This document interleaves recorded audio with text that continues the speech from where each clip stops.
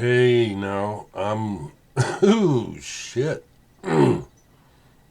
Excuse me, it's Monday, 14th of August.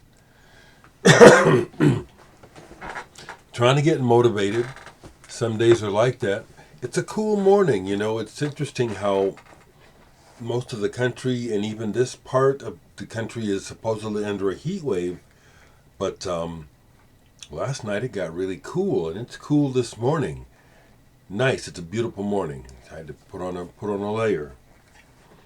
Cheers, everybody.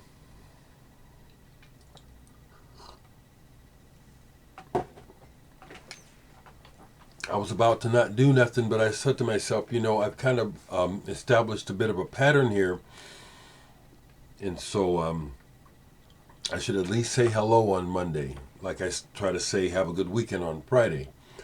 But I'll go ahead and kind of recap, what's going on with me, and show some records. They tend to go together. Yesterday, for the longest time now, my family, mainly my sisters and my nephews and my brother-in-law, we Zoom every weekend on Saturdays to stay in touch, in contact. But this week, my sister moved it to Sunday. But Sunday, when we got online, she wasn't there. It was me, my sister Adrian, and my two nephews, Sean and Kareem, were on. And we're talking for a couple of minutes, and I'm saying, well, shit, where's Stephanie?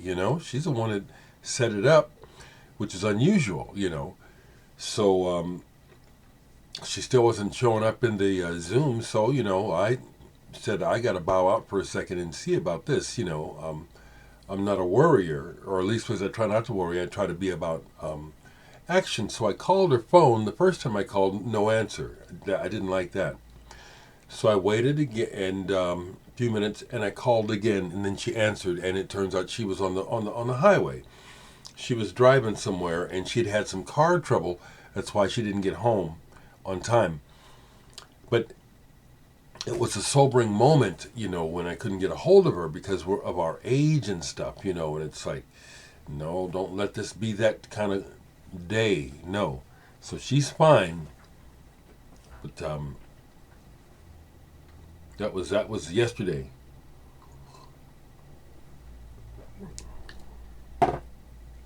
Glad she's okay.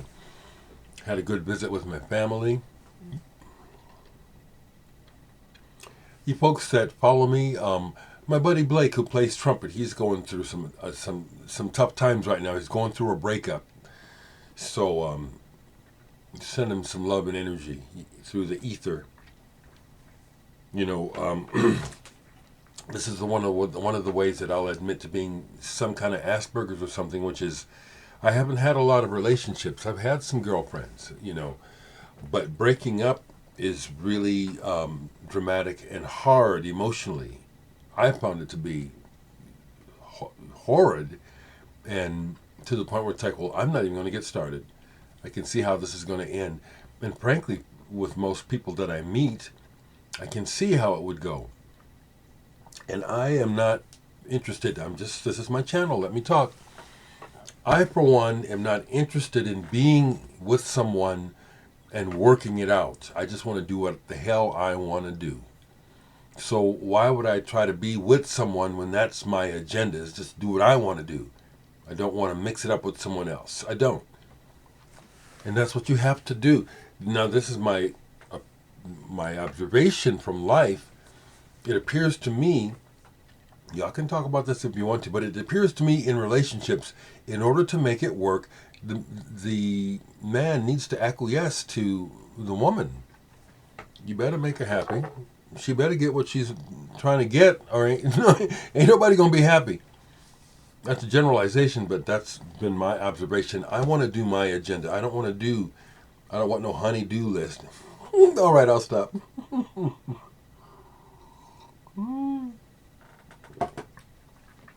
Don't you ladies take my head off now. So I'm a nice guy, but I need to stay single. Okay, so you want to see some records? I'll show some records. Yesterday I didn't do nothing much. played some records. Ended up going down to Homer's one more time because they do their updates, and it's like, they had something I wanted, so I went and see if I could get it. I'll get to it. Played this though last night. Mars Volta Tremulant EP. Mars Volta is a band that I turned myself onto through buying Deloused and the Comatorium used. I didn't know what they were about except I'd seen videos. When I got the album, I really liked the energy. Don't understand the words, really don't really care. And this is the same with this. This is supposedly glow in the dark, but it doesn't glow in the dark. So I've tried many times to get it too. I have glow in the dark records, but this ain't one. Musically, this is very, very strong. And their early stuff has that manic energy. Their last album, they've, grown, and so they've calmed down. Didn't really catch my interest too much. This early stuff with that energy, I like it. Mad Professor versus Massive Attack, Part 2. This is badass. It's interesting, when I show this online, it's still, people act like they never heard of this. There's the first Mad Professor Massive Attack album, which is well known. This is just as good, might be a little better, but it seems like it's flown under the radar. This is dub, red vinyl. This is tight. It's nothing earth-shaking. It's just cool. Excuse me. Yeah, I really enjoyed showing the ECMs, and I can show a lot more. I've got hundreds. That was just from the first 100. And I have hundreds more ECM titles than what I showed. Just right quick, I know I can just grab right here, because I know, yeah, there he is. So I had shown Egberto Gismonti's, I think this was his first album for ECM. I have one of his early albums, a Brazilian release, No Caipira. This is not on ECM, this is a Brazilian release. This is amazing. There's parts of this that are downright prog rock, almost like, not sounding Italian, but like the Italian thing where it's just super heady and really imaginative. Here's another ECM by Egberto Gismonti, Sol do Meio Dia. He's quite the player and very spirited. Plays 12-string guitar and other things, and Nana Vasconcelos. What a pair. They worked really well together. And on this one, he's got, again, more of the all-stars of ECM. Jan Garbrick, Ralph Towner, Colin Walcott. If you can't make good music with those people, it's a bad day. Here's another one by the duo.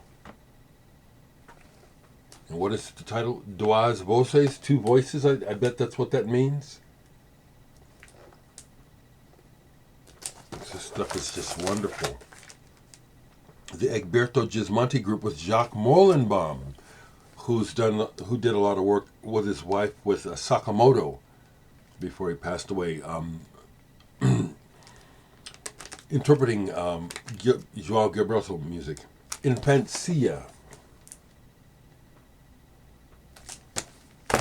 One more ECM, because I like that vibe. I like how people vibe with me. This is a special label. Sanfona. If you haven't heard these records, I highly, highly recommend them. Highly recommend them. Next to that, here's let me just riff, okay? Here's an album. Let me show this, because I don't see this too often. And this one goes back to the Reese brothers that I've talked about. This was Jerome's, and when they moved from Omaha after graduating from high school, they gave me a bunch of records and stuff that they didn't, they couldn't or felt like they couldn't transport or move. And this was one. I don't see this much. Getting to Know Y'all. This is the, it's a European recorded live at the Baden-Baden Free Jazz Meeting in collaboration with Südwestfunk, a German radio and TV. And this is while the Art Ensemble of Chicago was in Europe.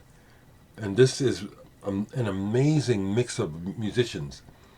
It's the Art Ensemble people with the Terje Ripdahl group, Karen Krogh, the jazz vocalist, and the William Breuker John Sermon duo. This is, when you talk about sparks flying and spiritual, this is it. This is one of them. It's on the MPS label, that particular iteration of the label. The red and the black labels are the more common ones. I thought I'd show this because this is a long time part of my collection. Probably never shown it before. Excuse me. That morning, getting your body settled when you wake up. Y'all go through that, don't you? Probably also because of the coffee.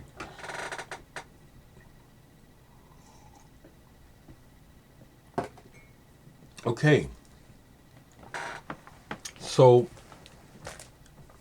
Homer's got me again, but less than $100, and that's what I'm happy about used, is that I can pick up records without blowing out my monthly income, because I am on a limited income. So one of the records that I was curious about when I saw it in the update, because I didn't recognize it, and then when I went down and checked it out, I said, okay, I'm going to get this. Z Identity.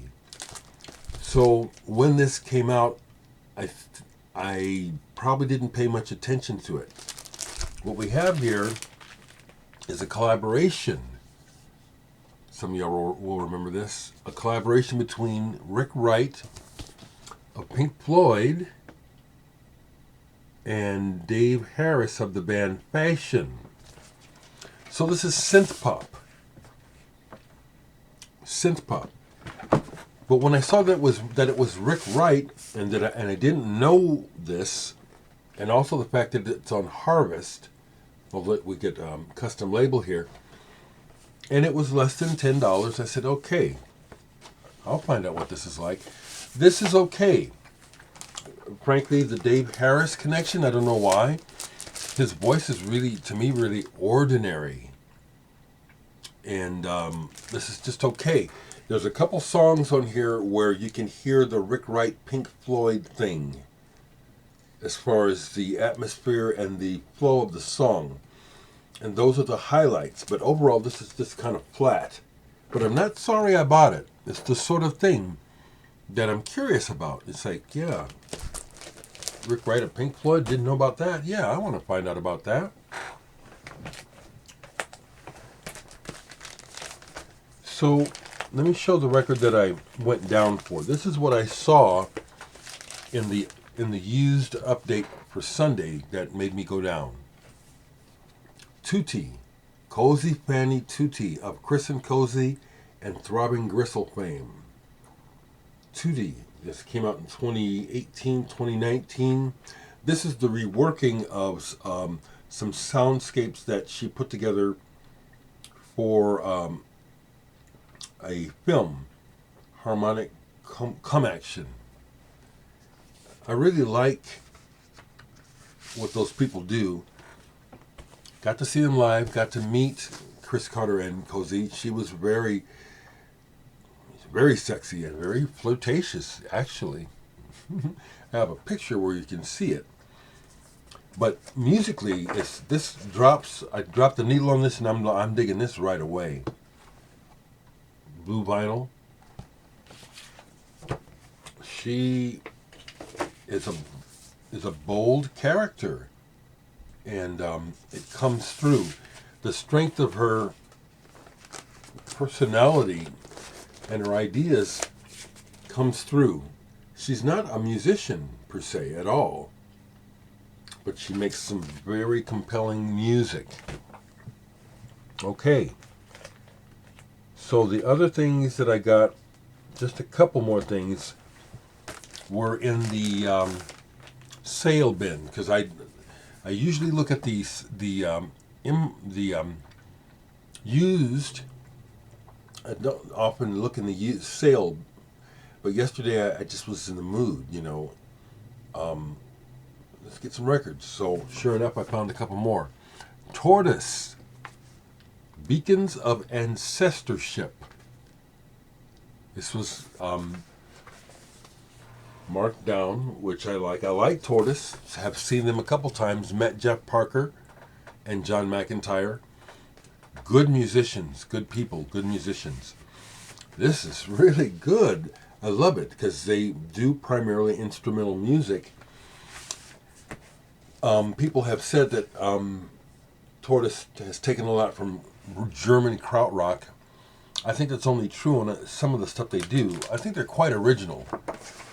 This is hard to describe, except it's really good, and I love that. That's a very interesting hue of red that this comes on. So this was a happy buy. I like the band, and this is a good album. Just happy to get that, and I got one more thing.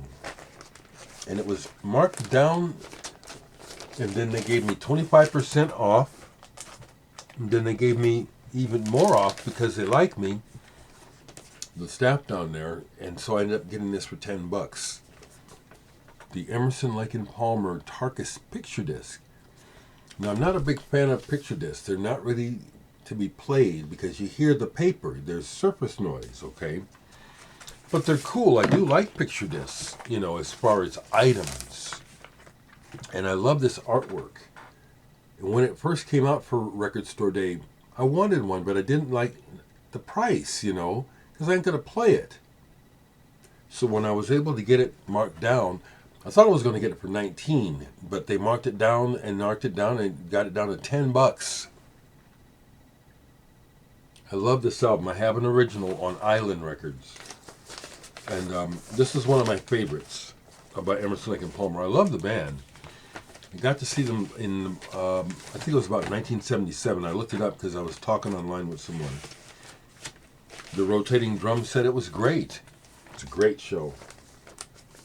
I love this stuff. I really do. I like this prog shit. I do. As much as I love jazz and beautiful classical music. I love that stuff. So yes, I'm getting ready getting ready for the interview or chat. I want to call it a chat with Edward Ka-Spel. It should be interesting because, as you know, his music is very wordy. He paints pictures with his words. Interesting to me.